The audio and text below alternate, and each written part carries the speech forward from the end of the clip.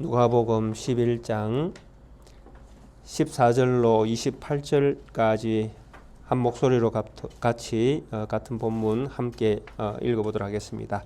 예수께서 한 말 못하게 하는 귀신을 쫓아내시니 귀신이 나가매 말 못하는 사람이 말하는지라 무리들이 놀랍게 여겼으나 그 중에 더러는 말하기를 그가 귀신의 왕 바알세불을 힘입어 귀신을 쫓아낸다 하고 또 더러는 예수를 시험하여 하늘로부터 오는 표적을 구하니 예수께서 그들의 생각을 아시고 이르시되 스스로 분쟁하는 나라마다 황폐하여지며 스스로 분쟁하는 집은 무너지느니라. 너희 말이 내가 바알세불을 힘입어 귀신을 쫓아낸다 하니 만일 사탄이 스스로 분쟁하면 그의 나라가 어떻게 서겠느냐.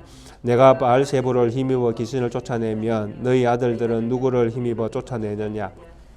그러므로 그들이 너희 재판관이 되리라. 그러나 내가 만일 하나님의 손을 힘입어 귀신을 쫓아낸다면 하나님의 나라가 이미 너희에게 임하였느니라. 강한 자가 무장을 하고 자기 집을 지킬 때에는 그 소유가 안전하되 더 강한 자가 와서 그를 굴복시킬 때에는 그가 믿던 무장을 빼앗고 그의 재물을 나누느니라. 나와 함께하지 아니하는 자는 나를 반대하는 자요 나와 함께 모으지 아니하는 자는 해치는 자니라.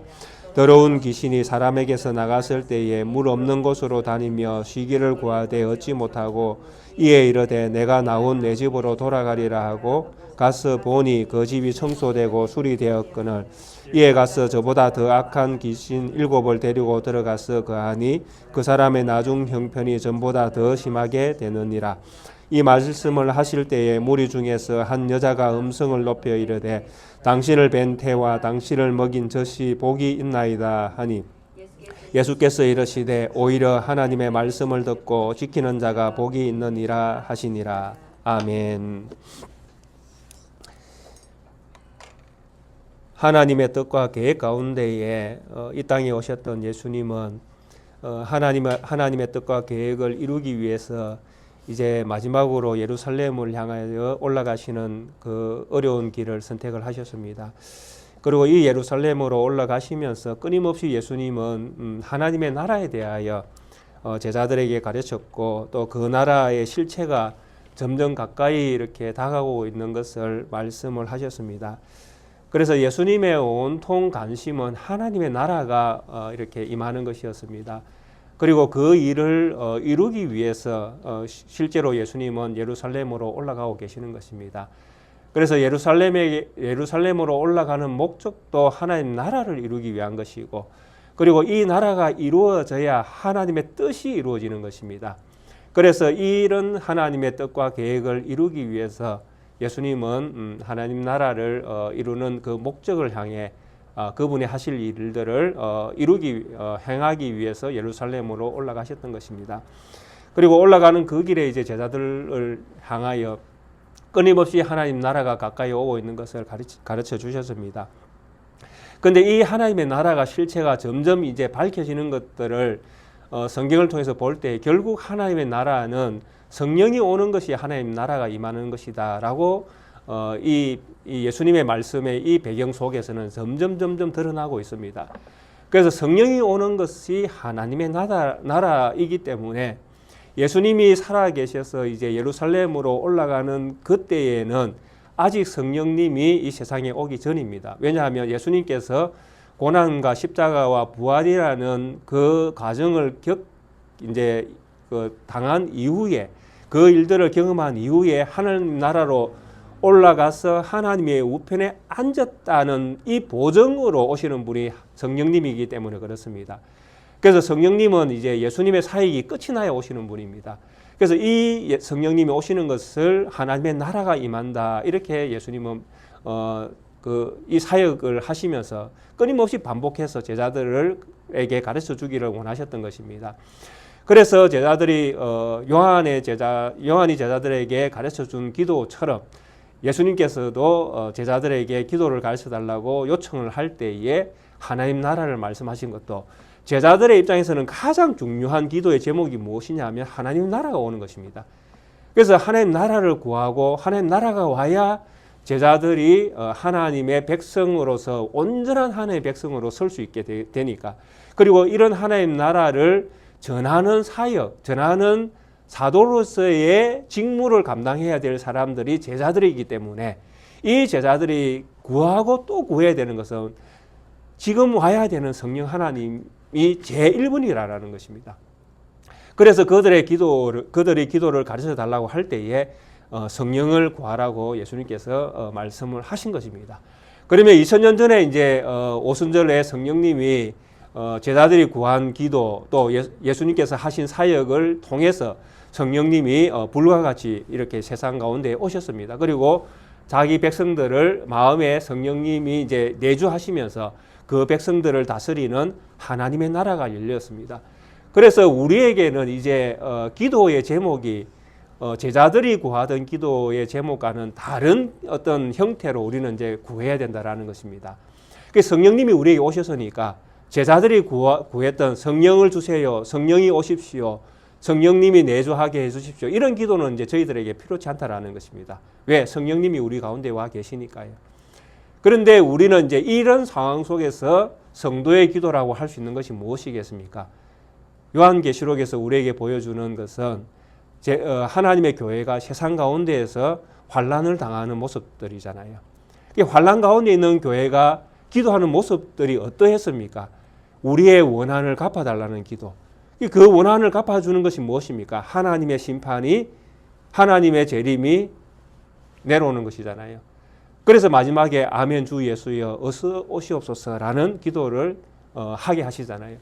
그러니까 이 시대를 살아가는 그리스도인들의 기도는 우리의 믿음을 지킬 수 있는 힘과 이 믿음의 끝이 주님이 오시는 날이니까 그 주님이 오시는 것들을 고대하는 기도. 이것이 이제 저희들이 할 수 있는 최고의 기도죠. 어떻게 보면 무엇을 먹을까, 무엇을 입을까, 무엇을 마실까가 아니라 주님의 나라가 이미 우리의 가운데 와 있는 이 성령 하나님이 이제 고난당하는 교회를 대신하여 이 세상을 심판해 주시고 그리고 완전한 하나님 나라가 이루어지는 재림, 그것을 기다리는 교회로서의 기도, 그것을 바라는 교회로서의 기도, 이것을 우리가 하나님 앞에 드릴 때에 우리의 기도는 제자들이 성령을 바라고 기도했던 것과 같은 기도를 하고 있는 자리에 선다라는 것입니다. 그래서 우리는 이런 기도를 할 수 있는 성도님들이 되셔야 합니다. 우리의 믿음을 지킬 수 있는 믿음의 정신과 그 나라가 우리에게 완전한 하나님 나라가 주어지는 그 나라가 우리에게 우리의 시대에 또 아니면 그런 나라의 사람으로서 우리가 믿음을 지켜 살아갈 수 있도록 그렇게 우리는 기도하는 것이 우리에게 최선의 기도고 또 그런 기도를 할 수 있는 성도가 되어야 할 것입니다. 그리고 이런 어떤 기도를 이제 가르쳐 주신 예수님께서 여전히 하나님 나라가 이 땅 가운데에 와 있음을 끊임없이 제자들에게 가르쳐 주십니다. 이미 오늘 본문에도 나타나지만은 이 귀신 들렸던 사람, 이 귀신을 쫓아내는 이것이 하나님 나라가 오는 것이다라는 것입니다. 그런데 이런 사건들을 앞에서 이미 여러 번 예수님께서 제자들에게 경험을 주셨습니다. 12사도들을 뽑아서 보낼 때에 그들에게 귀신을 쫓아내는 능력을 주셨습니다. 70인의 제자들을 선별해서 그들을 세상 가운데 보낼 때에도 그들이 귀신을 쫓아내는 능력을 예수님께서 주셨습니다. 제자들은 이미 많은 어떤 귀신을 쫓아내는 경험들을 가지고 있는 것입니다. 그리고 예수님 기도하실 때에 외아들이 귀신 들렸던 그 아버지가 그 외아들을 데려왔을 때에 귀신을 쫓아내지 못한 그 상황 속에서도 예수님이 세대를 꾸짖으시면서 귀신을 쫓아내는 이런 모습들을 제자들에게 많이 보여주셨습니다. 그래서 귀신을 쫓아내는 이런 현상은 제자들에게는 낯선 현상이 아닌 것입니다. 오늘 본문에 등장하는 이 귀신을 쫓아내는 것도 이제 제자들의 삶, 예수님과 제자들이 함께하는 이 삶에서는 아주 자연스러운 것입니다. 그런데 이 자연스러운 것이 뭐냐라고 할 때에 하나님의 나라가 임한 것을 보여주는 표적이었다라는 것입니다. 귀신이 쫓겨가는 것은. 그런데 이 귀신이 두 가지의 형태로 이 세상 가운데에 나타나고 있는 것들을 우리에게 보여줍니다. 14절에 보면 예수께서 말 못하게 하는 귀신을 쫓아내시니 귀신이 나가매 말 못하는 사람이 말하는지라 무리들이 놀랍게 여겼더라. 그러니까 귀신의 역할 가운데 어떤 것이 있는가 하면 사람을 벙어리 되게 하고 또 듣지 못하게 하는 이런 어떤 현상을 일으키는 이런 어떤 모습 속에 귀신의 어떤 그 활동이 있을 수도 있다라는 것입니다. 그리고 선천적으로 이제 병에 걸려서 또 어떻게 보면 유전자의 어떤 변형으로 인해서 말 못하고 못 듣는 사람도 있습니다. 그러니까 이 세상에는 귀신의 어떤 형태로 말 못하고 벙어리 된 사람도 존재하고 또 어떤 육체적인 어떤 이런 그 불균형으로 인한 어떤 그 말 못하고 벙어리 된 듣지 못하는 이런 분들도 존재한다라는 것입니다. 그런데 귀신 들린 사람은 하나님의 능력으로 하나님의 어떤 그 예수 그리스도의 이름으로 얼마든지 치료가 가능하다라는 것입니다. 놀랍게도. 그러니까 똑같은 형태지만은 나을 수도 있고 우리가 기도해서 나을 수도 있고 안 나을 수도 있다라는 것입니다. 근데 귀신의 역할이면 귀신이 하는 일이라면 얼마든지 그리스도인들이 기도할 때 나을 수 있다라는 것이죠.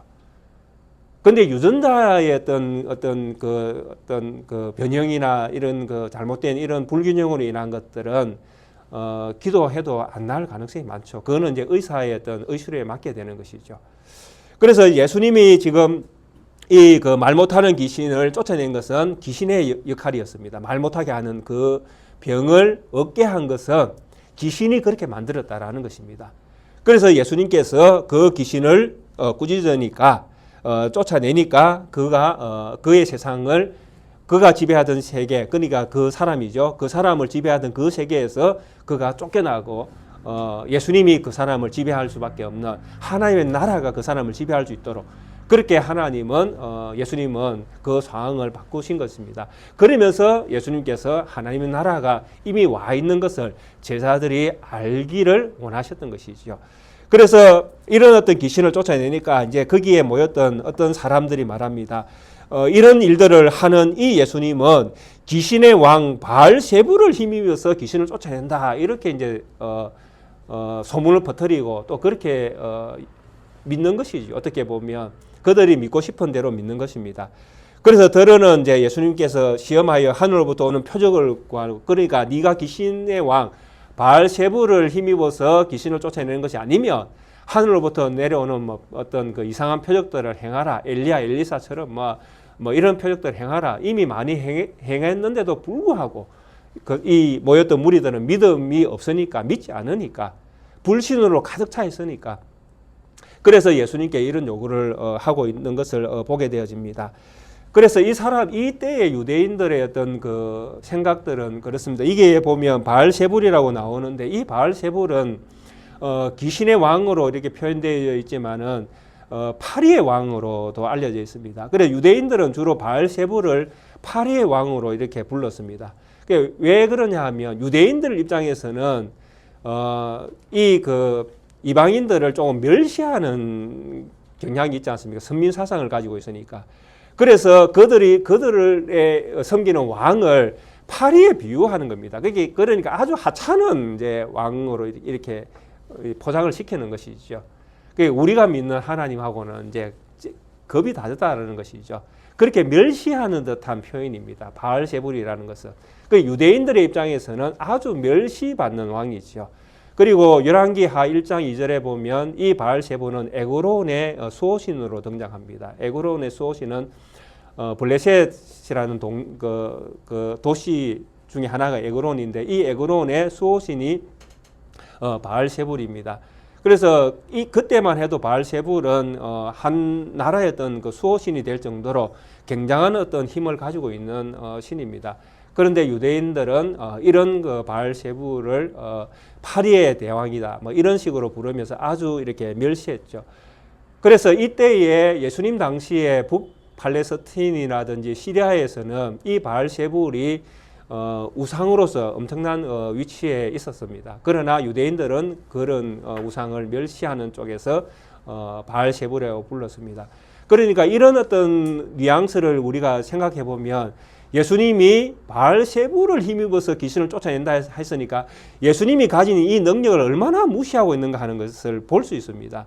그러니까 예수님이 하고 있는 이런 일들에 대해서 그들이 뭐 이렇게 추종하는 것이 아니라 어떻게 보면 아주 그 약한 어떤 뭐 기적과 같은 이런 어떤 표현, 예수님이 조금 멸시당하는 이런 어떤 상황처럼 보여지기도 합니다. 그래서 더 큰 표적을 원하고 예수님으로부터 더 큰 기적을 행해라고 이렇게 부추기는 이런 모습들을 이 본문에서 우리가 볼 수 있는 것입니다. 그래서 예수님은 이런 그들의 생각을 아시고 이렇게 말합니다. 그들의 생각을 이제 예수님께서 뒤집어내십니다. 스스로 분쟁하는 나라마다 황폐하여지며 스스로 분쟁하는 집은 무너지느니라. 너희 말이 내가 바알세불을 힘입어서 귀신을 쫓아낸다 하니 만일 사탄이 스스로 분쟁하면 그의 나라가 서겠느냐.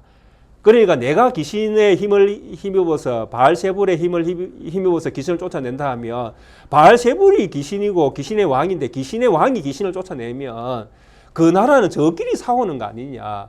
그러면 자기끼리 싸우는 그 나라가 어떻게 흥할 수가 있느냐. 싸우는 나라 치고 잘 되는 나라 봤냐. 모든 것들이 한 마음으로 한 뜻으로 한 방향으로 나아갈 때 힘이 결집되어지고 힘이 폭발하고 그 힘이 세상 가운데 능력으로 나타날 수 있는데 어떻게 귀신의 왕이 귀신을 쫓아내버리면 저거 나라를 멸하는 거 아니냐. 그렇게 해서 어떻게 귀신의 나라가 이렇게 번성할 수 있겠느냐. 그러니까 그런 나라를 못 쓴다라는 것이죠. 그러니까 예수님께서 귀신의 왕을 힘입어서 귀신을 쫓아내는 그런 일들은 예수님에게서 결단코 나갈 수 없음을 말씀하고 있는 것입니다. 그리고 또 한 가지 이렇게 말씀하시죠. 그러나 내가 만일 하나님의 손을 힘입어 귀신을 쫓아낸 그 19절이죠. 내가 바알세불을 힘입어 귀신을 쫓아내면 너희 아들들은 누구를 힘입어 쫓아내느냐. 그러므로 그들이 너희 재판관이 되리라. 예수님만 귀신을 쫓아내는 것이 아니라 이 시대에 유대인들 가운데서도 귀신을 쫓아내는 일들을 하는 사람들이 있었다라는 것이죠. 앞에 우리 9장인가 우리 지나갔을 때 봤지 않습니까? 예수님은 제자들이 하지 못했던 귀신을 쫓아냈는데 제자들은 귀신을 쫓아내지 못했지 않습니까? 그리고 그 다음 본문에 어떤 사람이 주님의 이름으로 귀신을 쫓아내는 것을 보았습니다. 그런데 그가 우리와 함께 가지 아니한 것을 보았습니다. 우리가 그를 멸할까요? 그때 예수님께서 두라고 말씀하셨죠. 그러니까 그때에도 예수님의 이름으로 귀신을 쫓아내는 사람들이 있음을 성경은 말씀을 하고 있습니다. 그래서 귀신이라는 것은 예수 그리스도의 이름으로 얼마든지 쫓겨날 수 있다는 것이죠. 그 사람의 믿음과 상관이 없다고 보여집니다. 제 생각에는요. 그 사람의 믿음으로 쫓겨나는 것이 아니라 예수 그리스도의 이름으로 쫓겨간다라는 것입니다. 그러니까 예수님 이름의 자체가 능력이 되는 것입니다. 예수 그리스도의 이름을 사용하는 나에게 능력이 있는 것이 아니고 예수 그리스도의 이름 자체가 능력이 있다라는 것입니다. 그래서 이 이름으로 귀신을 얼마든지 물러칠 수 있다라는 것입니다. 그러니까 세상에서 믿는 사람이 아니라도 어쩌면 불신자도 예수 그리스도의 이름으로 얼마든지 귀신을 쫓아낼 수 있다는 것입니다. 이해가 되십니까? 예, 이해가 되셔야 됩니다. 왜냐하면 마태복음 7장에서 분명히 우리가 그 본문을 읽고 있거든요. 마태복음 7장 21절부터 그 본문을 제가 확정시켜 드리겠습니다. 마태복음 7장 21절부터 23절입니다. 나더러 주여 주여 하는 자마다 다 천국에 들어갈 것이 아니요 다만 하늘에 계신 내 아버지의 뜻대로 행하는 자라야 들어가리라. 그날에 많은 사람들이 나더러 이르되 주여 주여 우리가 주의 이름으로 선지자 노릇하며 주의 이름으로 귀신을 쫓아내며 주의 이름으로 많은 권능을 행하지 아니하였나이까 하리니 그때 내가 그들에게 밝히 말하되 내가 너희를 도무지 알지 못하니 불법을 행하는 자들아 내게서 떠나가라 하리라. 아멘. 자, 여기에 나오죠. 주님의 이름으로 뭐 하는 사람, 온갖 선지자 노릇하고 귀신 쫓아내고. 그런데 예수님의 말씀이 뭡니까? 불법을 행하는 자들아, 나에게서 떠나가라. 그러니까 예수님의 이름으로 얼마든지 예수님을 안 믿어도 귀신이 쫓겨난다라는 것이죠. 왜? 성경이 그렇게 말씀하고 있잖아요. 그러니까 우리의 능력이 아닙니다. 귀신이 쫓겨가는 것은 우리의 믿음도 아니고 우리의 능력도 아닙니다. 오직 예수 그리스도의 능력, 예수 그리스도의 이름이 귀신을 세상 가운데에 이렇게 제어하는 예수님의 사역이 그 일을 이루어내시는 것입니다. 궁극적으로는 예루살렘으로 올라가시는 예수님이 귀신의 나라를 박살내기 위해서 예루살렘으로 올라가고 계시잖아요. 그리고 고난을 당하고 십자가를 지실 거니까 이런 예수님의 사역이 귀신의 나라를 망하게 하는 것입니다. 그래서 예수님이 귀신을 망하게 하는 것이지 우리가 귀신을 망하게 하는 일을 할 수는 없다라는 것입니다. 그래서 예수님께서 그 일을 하시고 우리는 그 예수님을 믿음으로 예수님의 이름으로 귀신과 대적할 수 있는 사람들이 되어지는 것입니다. 자, 그래서 이런 일들을 이제 행할 때에 예수님께서 이제 하나님 나라가 귀신이 쫓겨나는 이 현상이 하나님의 나라가 임하여 있음을 확정하십니다. 20절에 그러나 내가 만일 하나님의 손을 힘입어 귀신을 쫓아낸다면 하나님의 나라가 이미 너희에게 임하였느니라. 내가 지금 귀신을 쫓아내는 이 능력을 너희들이 보았지 않느냐. 이것이 하나님의 손으로 되어진 일이면 이미 하나님 나라는 여기 와 있다라는 것이죠. 이미 예수님으로부터 말미암아 하나님 나라가 시작되었다라는 것입니다. 이 본문에서 하나님의 손은 하나님의 손가락이라고 표현할 수도 있습니다. 그러나 똑같은 마태복음 12장에서는 여기에서 뭐라고 이야기하는가 하면 내가 하나님의 성령으로 귀신을 쫓아내면 하나님의 나라가 너에게 임하여 있느니라. 이렇게 정확하게 유대인들에게 설명을 합니다.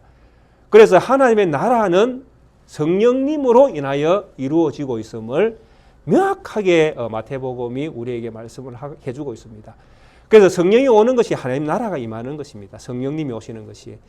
그래서 예수님은 이 성령님을 의지하여 또 오실 것을 위하여 사역을 하고 계시고 그래서 예수님의 사역을 통해서 반드시 성령님은 오실 것이니까 지금 예수님은 그 믿음으로 귀신들을 쫓아내고 있는 것입니다. 그래서 이런 일들을 행함으로써 하나님의 나라는 이제 점점점 더 이제 이 세상 가운데로 이제 오고 계십니다. 그래서 이런 일들을 하기 위해서 예수님은 정말 강한 분이십니다. 그러니까 누가 강한가? 귀신이 강한가? 하나님이 강한가? 저희들의 입장에서는 이거는 뭐 비교의 대상이 되지 않죠. 그렇지만은 성경이 이제 하나님이 얼마나 강한가 하는 것들을 우리에게 말씀합니다. 강한 자가 무장을 하고 자기 집을 지킬 때에는 그 소유가 안전하되 이 강한 자는 이제 사탄으로 볼 수 있습니다.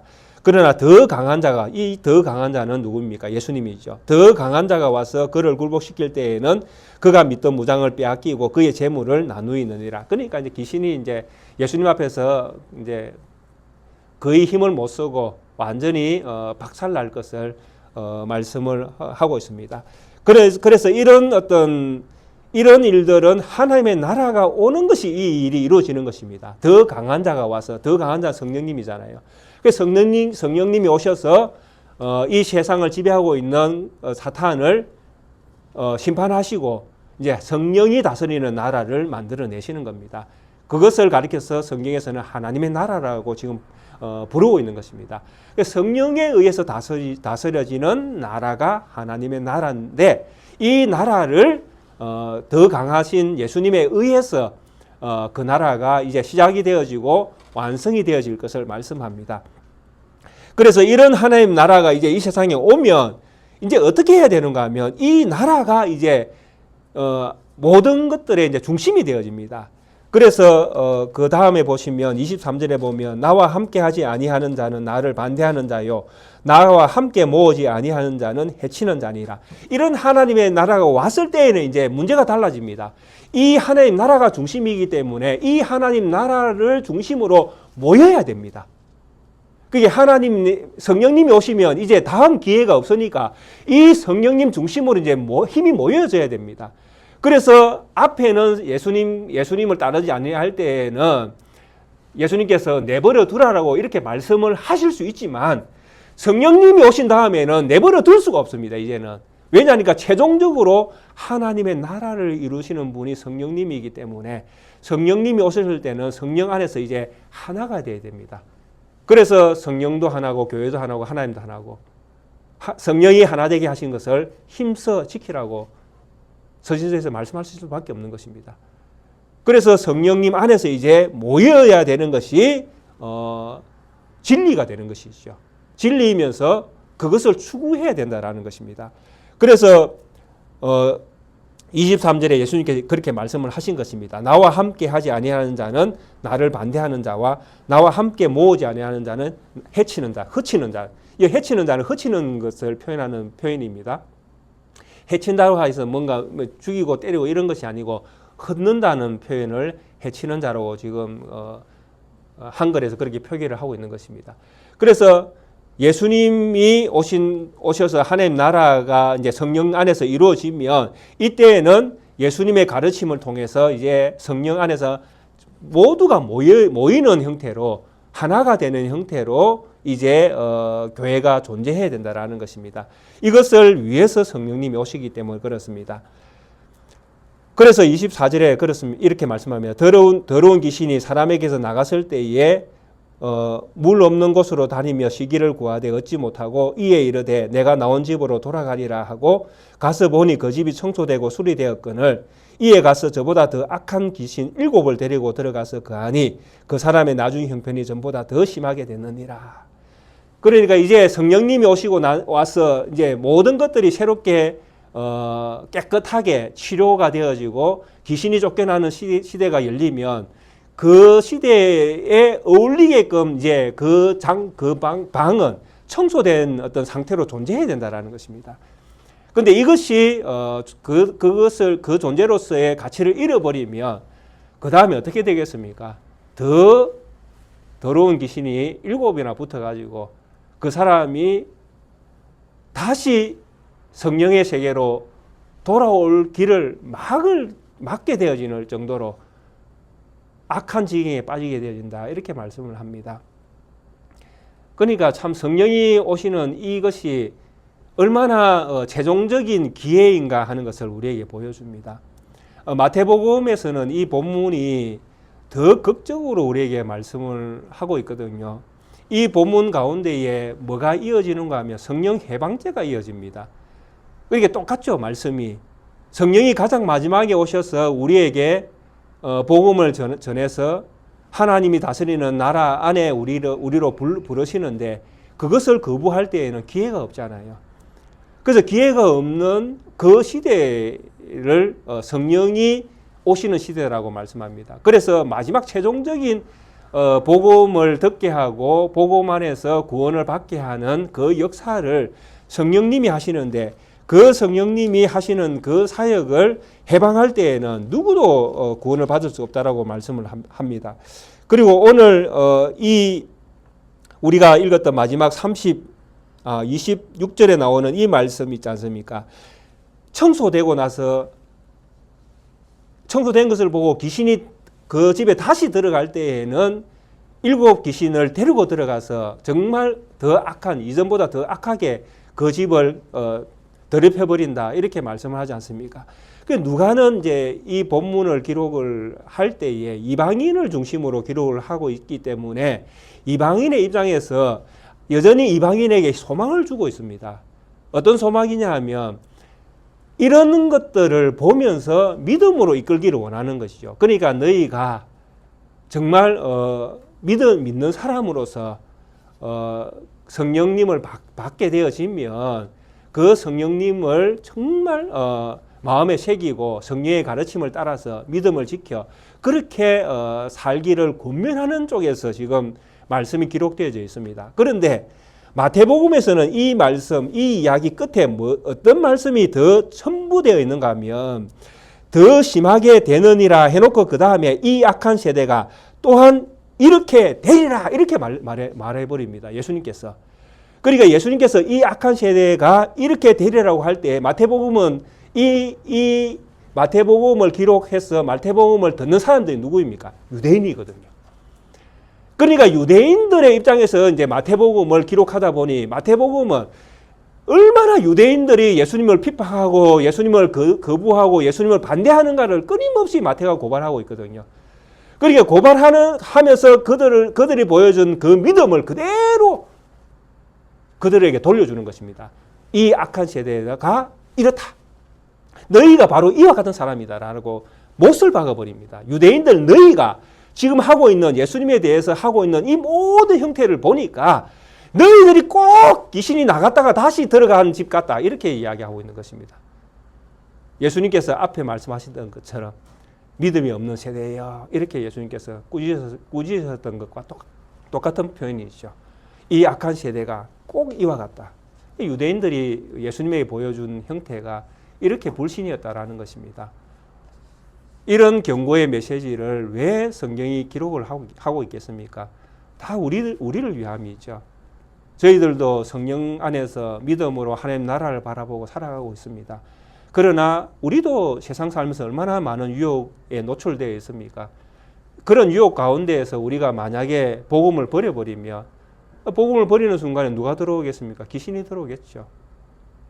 그러면 예전에 깨끗하게 했던 것은 무엇이 되겠습니까? 아무것도 소용이 없게 되어지는 것입니다. 더 많은 귀신이 내 몸 안에 들어와서 나를 주장하게 되어질 것인데 내가 어떻게 귀신을 이겨내겠습니까? 그래서 이런 말씀들이 성경에 기록되어져 있는 것은 철저히 오늘 이 시대를 살아가는 저희들에게 경고의 메시지를 던지고 있다라고 그렇게 보아야 되죠. 또 믿음 안에 있는 성도들을 격려하는 메시지도 들어있죠. 믿음 안에 있으니까 얼마나 하나님의 은혜가 크고 놀랍고 비밀스러운가 하는 것들을 우리가 깨닫게 되어지지 않습니까? 그리고 27절과 28절에 이렇게 말씀이 이어집니다. 이 말씀을 하실 때에 무리 중에서 한 여자가 음성을 높여 이르되 당신을 뵌 태와 당신을 당신을 먹인 젖이 복이 있나이다 하니 예수께서 이르시되 오히려 하나님의 말씀을 듣고 지키는 자가 복이 있느니라 하시니라.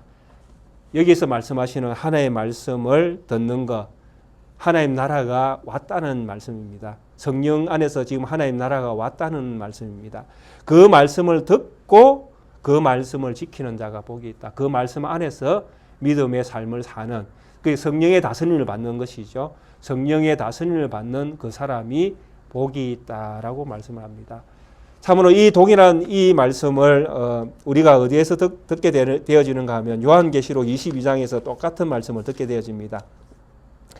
요한계시록 22장 6절과 7절에 보면 또 그가 내게 말하기를 이 말은 신실하고 참된지라 주 곧 선지자들의 영의 하나님이 그의 종들에게 반드시 속히 될 일을 보이시려고 그의 천사를 보내셨도다.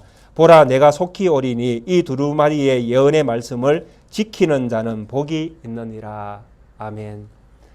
그러니까 끊임없이 세대 가운데에 누가 복이 있는가라고 할 때에 성령의 다스림을 받는 그 사람이 복이 있다라고 성경이 말씀을 합니다. 왜냐하면 성령은 오셔서 예수님이 누구이신가를 깨닫게 하고 그분이 하신 일들을 생각나게 하고 또 그분이 가르쳐 주신 것들을 우리의 마음에 새겨서 지키게 하시는 분이시거든요.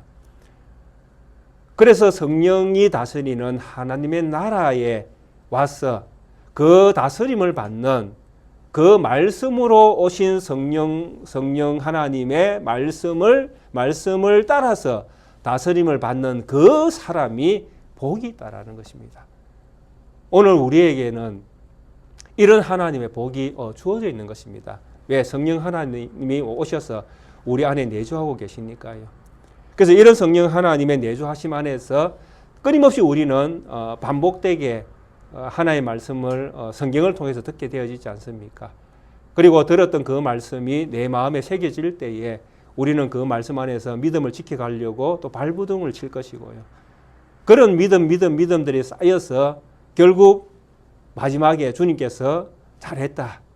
착하고 충성된 종아.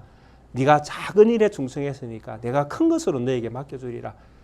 이런 어떤 복된 음성을 하나님께서 우리에게 하시겠죠. 그래서 이것들을 우리가 기대하면서 오늘 우리는 믿음의 삶을 살고 있는 것입니다.